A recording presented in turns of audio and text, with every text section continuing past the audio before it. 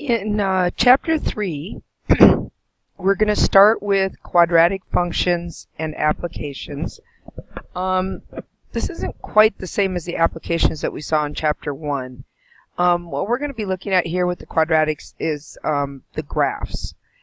And so there's several things that you can find out from the equation of a quadratic about the graph. First thing that you can note is if the beginning of the quadratic starts with a positive number, then it's going to open upward, and if it starts with a negative, it's going to open downward. So for instance, if you had f of x equals negative 3x squared, etc., this is going to open downward because it starts with a negative. If it was f of x equals 2x squared plus whatever, then it's going to open upward because it starts with a positive. So that's indicated by right here. So if a is less than 0, it's going to open down. If a is greater than 0, it's going to open up. If the function is in vertex form, which is f of x equals a times x minus h squared plus k, this is kind of like what we had in chapter 2, where you could see the shifts left and right and up and down. If it's in that form, then the vertex is going to be whatever the h is here, because that's how much it's shifted left and right, except you'll notice there's a minus here, so it's going to be opposite of what you see. And then the plus k will be how much it's shifted up. So that'll give us the vertex.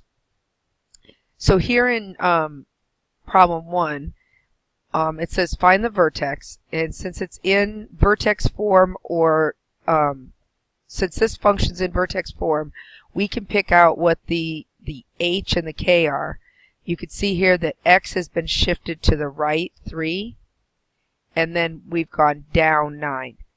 So the vertex is 3, negative 9. Remember, the inside goes opposite, and then outside it goes the direction that you expect. So this is the vertex. And then the x and y intercepts are just like we did in chapter 2. The x-intercept is where y equals 0. So if we put a 0 in here, 0 equals x minus 3 squared minus 9. Since this is in vertex form, I don't have to square the x minus 3 out. I don't have to FOIL it out. I could just put the 9 to the other side, and you'll notice this is already like like somebody's completed the square for it. And you get x minus 3 squared. Then we do the square root, and you get positive or negative 3 equals x minus 3. So if I add 3 to both sides, I'm going to go up here. We get 3 plus or minus 3 equals x. So 3 plus 3 is 6, and then 3 minus 3 is 0. So those are your x-intercepts. Your x-intercepts are 6, 0, and 0, 0. And then for the y-intercepts, we really actually already have the y-intercept here, but I'll go through the process of it. So the y-intercept is where x equals 0. So I'll put 0 into my equation. So f of 0 equals 0 minus 3 squared minus 9. But negative 3, this becomes negative 3. And negative 3 squared is 9, so we get 9 minus 9, which is 0. So as we already knew, the y-intercept is 0, 0.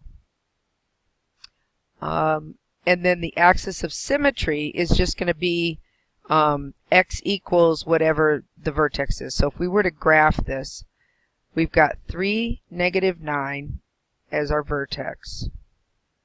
We are crossing the x-intercept at 6, 0, and 0, 0.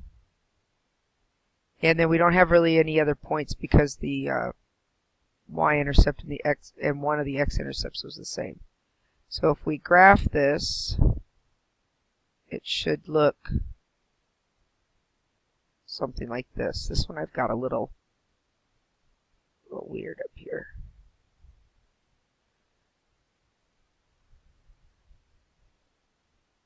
Okay, so it should look something like that. And the axis of symmetry is just what goes right down the middle. So in this case, right down the middle would be the line x equals, because it crosses the x-axis at 3. So the axis of symmetry would be x equals 3.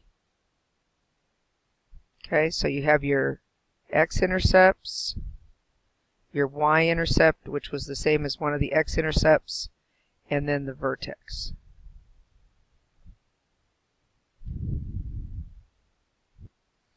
So here we have a problem that asks all the same things again. In this case, you'll notice there's a negative in front, which means this is going to open downward. Identifying the vertex, since this is already in vertex form, the vertex is going to be, x is going to be 2, and y is going to be -1. Remember, the inside goes opposite. The x and y intercepts, the x-intercept is going to be where y, or f of x, equals 0. So if I put that into the equation, I want to know when 0 equals -x minus 2 squared minus 1. I'm going to bring the 1 over, and I get -x minus 2 squared. Now I'm going to bring the -1 over here. So I have -1 equals x minus 2 squared. So basically I just switch the sign on both sides. And then I'm going to take the square root of both sides, and I get plus or minus I equals x minus 2. Add 2 to both sides, and I get 2 plus or minus I for my x. Now, this is a complex number, and that means that I don't have any real x-intercepts, so this doesn't actually ever cross the x-axis. And then for the y-intercept, I'm going to let x equal 0. So f of 0 equals -0 minus 2 squared minus 1, which equals -2 squared would be 4, but then I have a negative on the outside, so it's actually -4 minus 1, which is -5. So my y-intercept is 0, -5. Okay?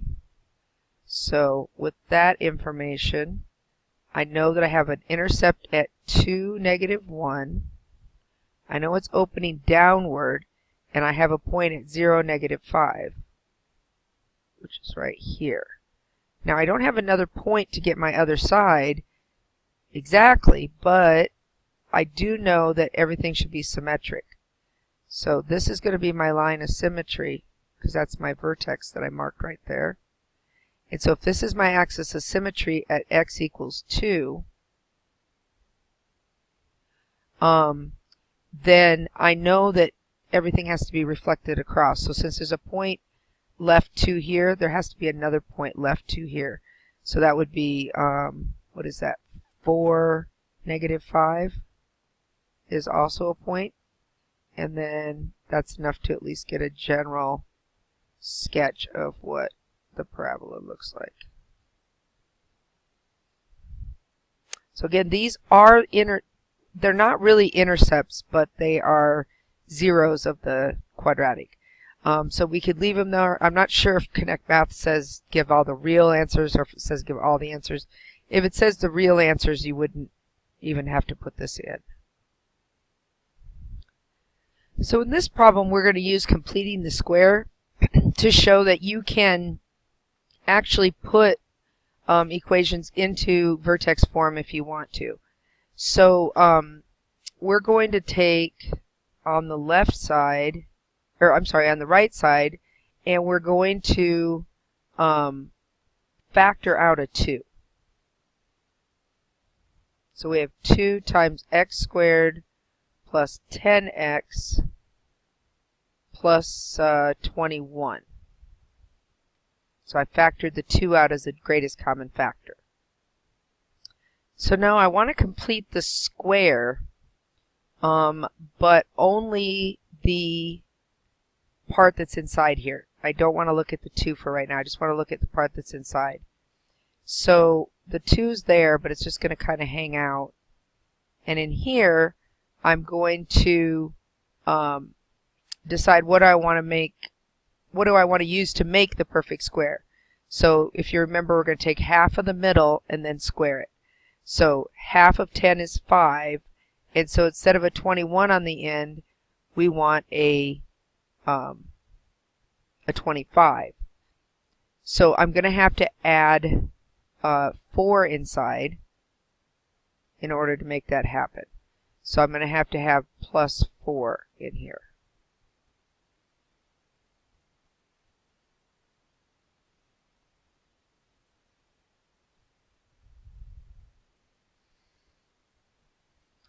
But if I put a plus 4 in here, I also have to have a minus 4 in here so that I don't change the equation.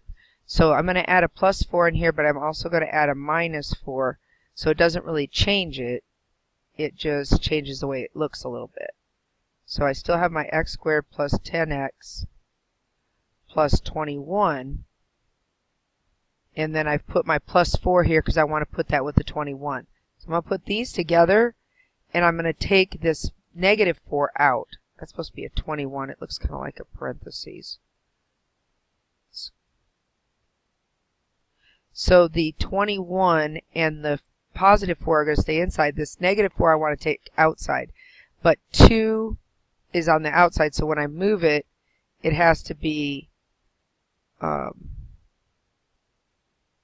x squared plus 10x, and then the 21 and the 4 make a 25, and then I'm going to remove that negative 4 out, but not forgetting that it would have had to be multiplied by this 2, so it's actually a minus 8.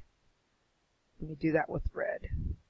So the the 21 and the 24, or the 21 and the 4 went together, and then this negative 4 becomes a negative 8 on the outside. But that positive and negative has to happen so that I don't actually change what the equation was. So now I can write this as 2 times x plus 5 squared minus 8. And then we could do it like the other one where we would find the vertex would be negative 5, negative 8, and so on to find the x and y intercepts and the line of symmetry. Most people aren't crazy about this because it sort of gets people get a little confused on this part right here. And so another way you could do this, they want me to do another one of these, but I'm actually going to go ahead and jump right into the other method.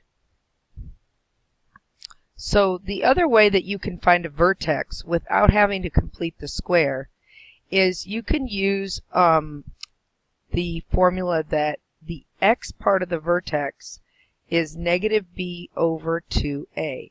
If you'll notice, this is the quadratic without the plus or minus square root part of it. And this will get you the x value for the vertex without having to complete this square. So in this case, that would be 2 over 2 times, we've got a negative here, so that's 2 times negative 1. So it's 2 over negative 2, which would be negative 1. So the x of the vertex is negative 1. I then have to take that and put it in to find out what the y is. So f of negative 1 is negative 1 squared minus 2 times negative 1 plus 3. This gets us, negative 1 squared is 1, but there's a negative in front.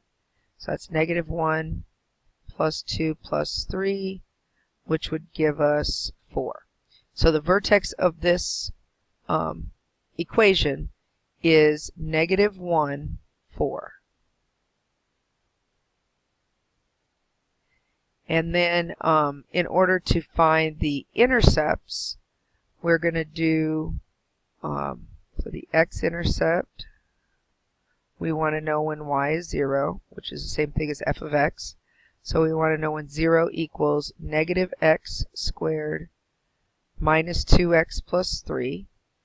I'm going to go through and divide everything by negative 1. 0 divided by negative 1 is still 0. This becomes x squared. This becomes plus 2x and then minus 3. That'll make it easier to factor, and the right side factors into x plus 3 and x minus 1. So our x-intercepts are at x is negative 3, 0, and then here x would be 1, whatever makes this 0, so 1, 0. So we have a an x-intercept at negative 3, 0, and at 1, 0. And you notice that fits because it's symmetric to where our vertex was.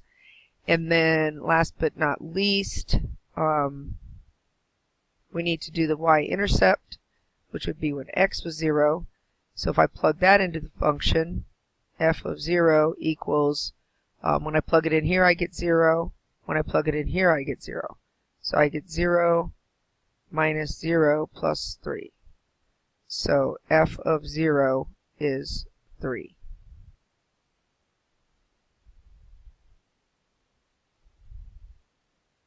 And that's just another point we can use to kind of get our sketch decent. Again, if I have one here, here's our axis of symmetry, which is just the line that cuts it right down the middle. If I have a point here, there would have to be a point here too, so I could add that in if I wanted to. And it graphs like this. And then the axis of symmetry is at x equals negative 1.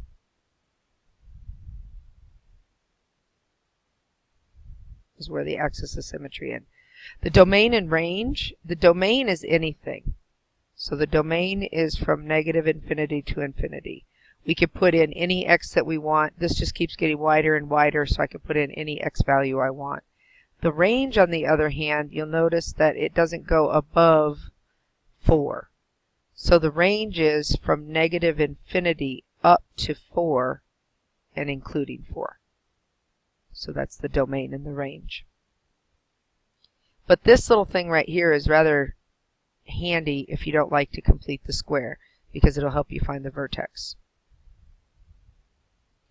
In addition to that, I could write the vertex form of this now because I know what the vertex is. So if you really had to write the vertex form and you already knew what the vertex was, you could write it as f of x equals, we know it's going to be a negative out in front. We know it's gotten shifted to the left 1, so that would be an x plus 1 inside, squared, and then plus 3. And the 3 is just from here.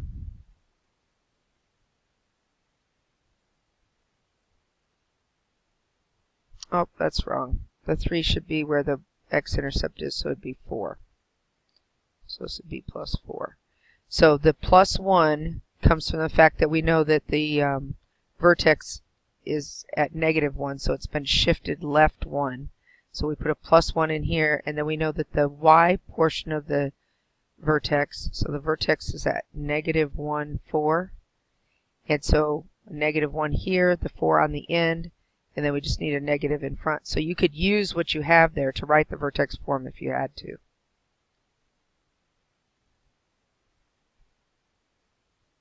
So this next part that we're talking about, we've sort of talked about already because we've talked about the discriminant. Now we're just going to talk about it in terms of the graph. So this part, b squared minus 4ac, in the quadratic formula, that is the part that's under the square root bar. So you have b squared minus 4ac all over 2a. Well, this part right here is called the determinant because it determines what kind of, I'm sorry, not the determinant, the discriminant. Because it determines what is going to happen or discriminates about what's going to happen to your answers without actually completing the entire quadratic. So if under here you get a 0, then plus or minus 0 is the same thing, and so you only get one answer. So in turn, if you only have one answer, you're only going to have one intercept. So plus or minus 0 is just 0, so you only get one x-intercept, or one solution to your quadratic formula. If you, underneath here, if you get the square root of a positive number, then you're going to have plus or minus the square root of that positive number are different things, and so you're going to have two x-intercepts, and they're going to be, this is going to be real, so there's actually going to be two answers, and they're going to be x-intercepts. Here, if you end up, when you do the discriminant, you get a negative, that means you have imaginary numbers, or complex, you're going to get a complex answer, which means you're going to get two answers, but they're going to be complex, which means that you're not going to get any intercepts, kind of like we did up above when we got that plus or minus I. So there's no x-intercepts if you get a negative under here, because there's no real solutions. So now they're telling us what we already talked about in the prior question, that to find the x-coordinate of the vertex, you use this x equals negative b over 2a. So we're going to use that on this one. It's got kind of ugly numbers, and so completing the square wouldn't be too fun on this, but it's not bad with this negative b over 2a. So to find the vertex, and this actually says determine the vertex, and then you can write it in vertex form. So the vertex, the x part of it is going to be negative b, which is negative 48, over 2a, which a is negative 3. So you've got negative 48 divided by negative 6, which would just be a positive because you have the negative divided by the negative. So the negative 48 divided by negative 6 would give us 8, and that's the x part of the vertex. Then if we wanted to know what the y part is, we could put in that 8 into the function. So f of 8 equals negative 3 times 8 squared plus 48 times 8 minus 165. I don't have that calculated out. If you'll give me just a second.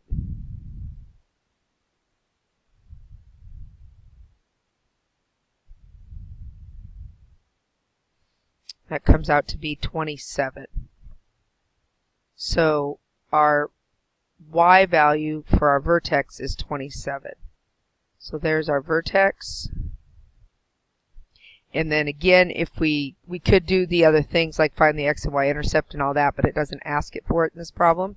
But it does say write it in vertex form, so we use that little trick that we had up above. We're going to have f of x, and then we are going to, on the outside, have to have whatever the leading coefficient was, so it's going to be negative 3. On the inside, we're going to have the adjustment for where we know that the x got shifted. So the x got shifted right 8. So this would be x minus 8 squared. And then the plus 27 is how much it got shifted up. And so that's on the end. And so that's it. That's the vertex form if you needed the vertex form. You can complete the square to do this also, or you can do this method.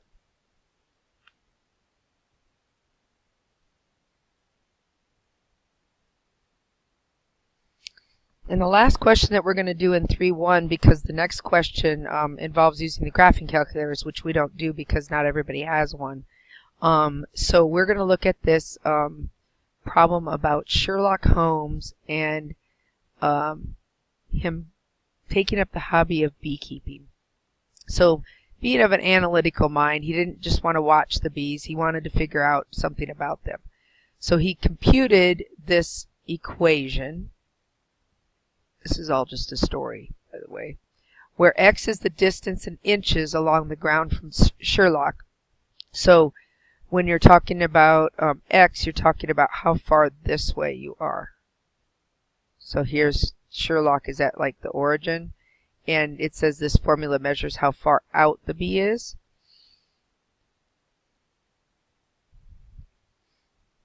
And then the output, the f of x, is going to be how high the bee is. So f of x is how high it is. So it wants to know what is the maximum height the bee reaches as it flies from A to B. Well, that's going to be at the vertex of this parabola. So when it asks us what the maximum height is, it's just asking us to find the vertex, and the y value, the f of x value, is going to be the height. So to find the vertex, I'm going to do that x is the opposite of b, which is negative 1.8, all over 2 times a, which is negative 0.03. This comes out to be negative 1.8 divided by negative 0.06, which then, let me make sure I have all the decimals right. We've got 2 decimals, and then, yeah, so we're going to end up with, this is 30 for the x. Now that's the x value. That's how far out the bee is. So it's out at 30 inches, I believe. Yes, inches at the vertex. But we don't want to know how far out it is. We want to know how high it is. So we have to take that and plug it back into the formula. So f of 30 would be negative 0.03 times 30 squared plus 1.8 times 30 minus 24. If we calculate that out, you find that that comes out to be 3. So he's 30 inches out and 3 inches high. The little bee is. So this is what they're looking for. It's 3 inches high at that vertex. Now it says how far away from Sherlock are flowers A and B. You have to kind of look at this as if it's a graph, which it kind of is, and determine what do they mean by it's at flowers A and B. Well, at flowers A and B, you're on the ground. So that's where your height, your f of x, would be 0. So all they're asking you for is they're asking you for the x-intercepts. In other words, where's y0 at? So when the flowers are essentially on the ground, they're not really, but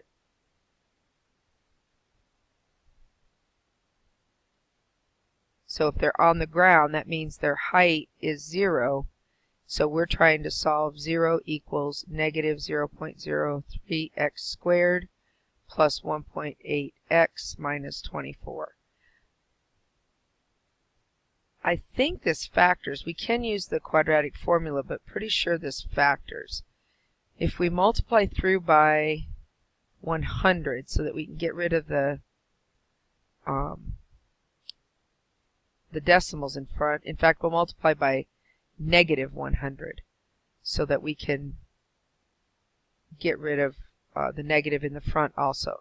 So negative 100 times 0.03 would be just 3x squared. Negative 100, this is going to shift the decimal over 2 spots, so this is going to be plus 180, or actually minus 180.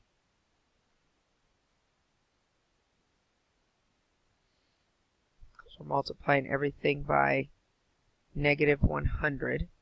And of course, negative 100 times 0 is still 0. That's why I didn't change that. We have an x here still, and then negative 100 times negative 24 is going to be a positive 2400. And then all of these things divide by 3, so we're going to factor that out. So 3 times x squared minus 60x plus 800. And this actually factors into x minus 20 and x minus 40. If you didn't see that factoring, it's kind of big numbers. But if you didn't see that, you could use the quadratic formula and it would work just fine. But it does factor, and so x is 20 or x is 40. So this would be 20 inches and 40 inches. This would be flower A, and this would be flower B. So flower A is 20 inches away from him. Flower B is 40 inches away from him. It's not very drawn to scale very well. But that's the two locations of the bees. And that's all we have for 3-1. Have a great weekend, and we'll see everybody back next week.